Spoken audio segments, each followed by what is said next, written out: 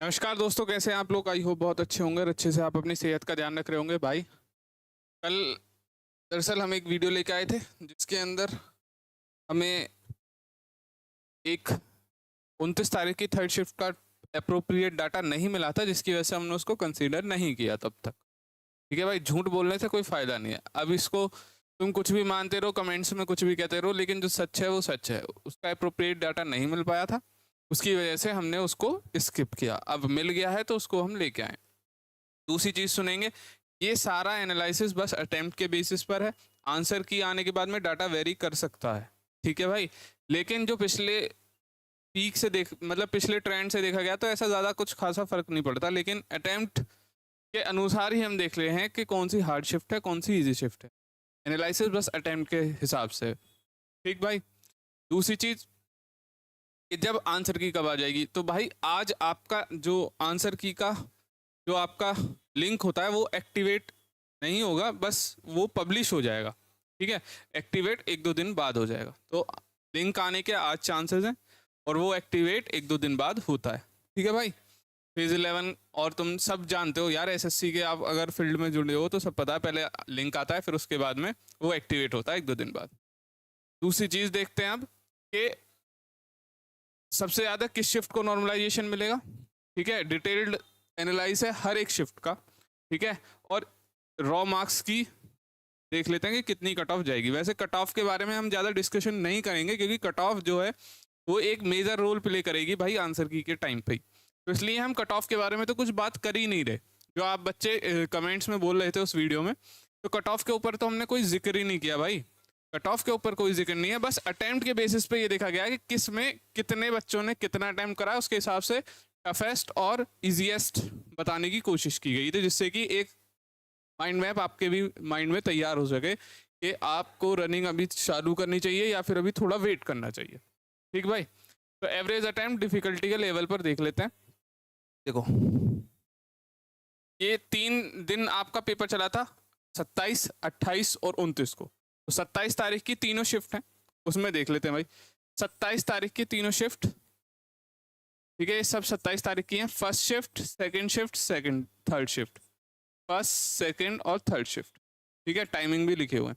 तो उनके average attempt जो देखा गया है वो मैक्सिमम लोगों को कितना देखा गया है भाई, 154 के लमसम देखा गया। 153, 154, 153, 154, जिससे भी पूछो वो इतना ही बता पा रहा था। 151 सेकंड शिफ्ट का देखा गया था, एवरेज अटेम्प्ट बता रहा हूँ मैं भाई। ठीक है भाई, और 155 ये आपका थर्ड शिफ्ट 27 जून की 2024 की सीपीओ की एग्जाम की, ये इनका एवरेज अटेम्प्ट देखा गया था भाई।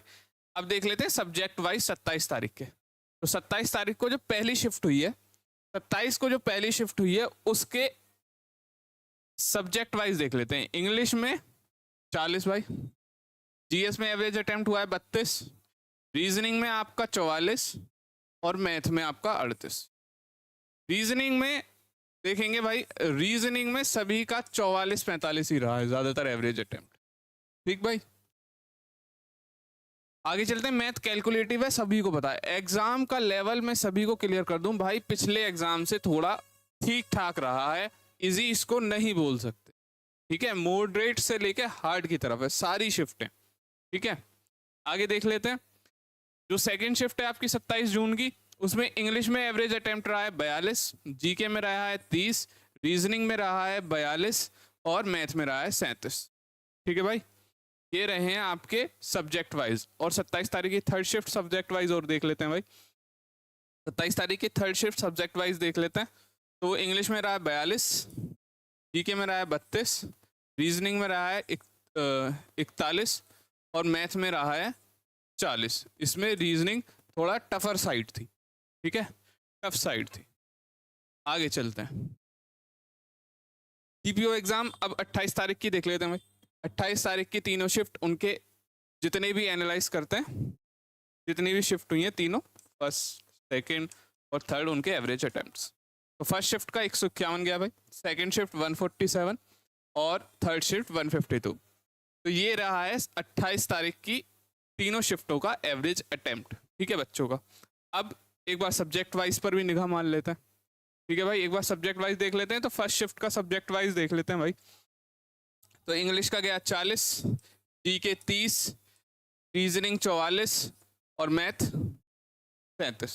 तो मैथ भाई वही चल रहा है 35 से 37 का, रीजनिंग चल रहा है 44-45, एक्सेप्ट जो आपकी 27 की थर्ड शिफ्ट थी, उसमें 41 गया था, उसके अलावा सब में 44-45 ही चल रहा।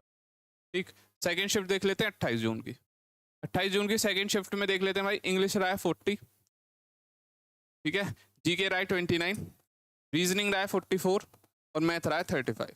इसमें मैथ थोड़ा टफर साइड गया, ठीक है। आगे देख लेते हैं। और थर्ड शिफ्ट आपकी 28 जून की, उसमें इंग्लिश रहा है 40 पर एवरेज अटेम्प्ट, जीएस रहा है 29, रीजनिंग रहा है 45 और मैथ रहा है 38। ठीक भाई, अब देख लेते हैं 29 जून की। 29 जून की तीनों शिफ्ट, ठीक है, सभी का डाटा अप्रोप्रिएट हमें मिल गया है तो तभी आए हैं, वरना ऐसे झूठ बोलने वाली कोई बात नहीं, जब नहीं था तो नहीं था, है तो है। ठीक भाई, फर्स्ट शिफ्ट, सेकंड शिफ्ट और थर्ड शिफ्ट तीनों शिफ्ट हैं। एवरेज अटेम्प्ट फर्स्ट का 149, सेकंड का 151 और थर्ड का 150। तो 29 की बड़ी बैलेंस्ड शिफ्टें हैं, ज़्यादा अंतर नहीं है। ठीक है भाई, आप देख ही रहे होगे, लेकिन औरों से थोड़ा वेरी कर सकता है। आगे चलते हैं, आगे देख लेते हैं इनका सब्जेक्ट वाइज। सब्जेक्ट वाइज देख लेते हैं भाई, सब्जेक्ट है इंग्लिश, तो इंग्लिश में रहा है 41। जीके में फर्स्ट शिफ्ट की बता रहा हूँ मैं, 29 तारीख का फर्स्ट शिफ्ट।